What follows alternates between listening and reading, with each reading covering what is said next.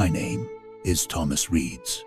Once, I was Major Reeds, a 20-year-old kid in the cockpit of a B-29, told I was on a mission to save the world. That was the 6th of August, 1945.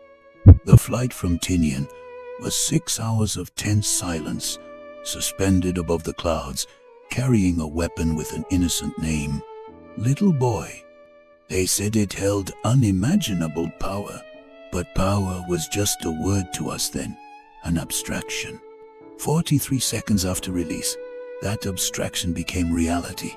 The world vanished. First, a blinding white light that burned through our protective goggles.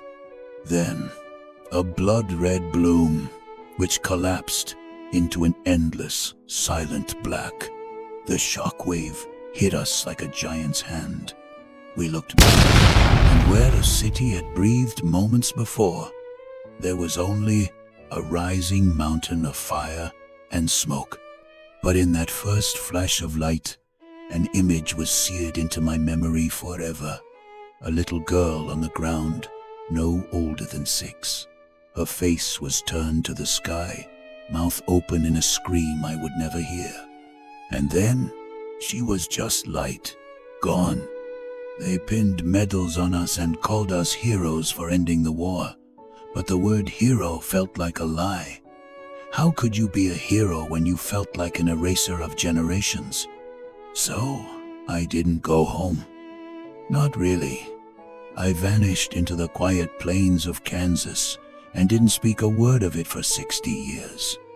Then, a decade ago, in a box of forgotten things, I found this violin. It was cracked and scorched, as if it had somehow survived the very fire I helped create. It felt like a relic, waiting for me. I never learned the notes or the proper way to play. I just taught it how to grieve.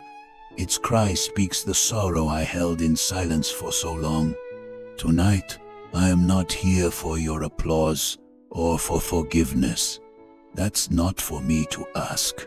I am here simply to play for her, for the little girl in the white light. I just want her to know she was seen. Good luck.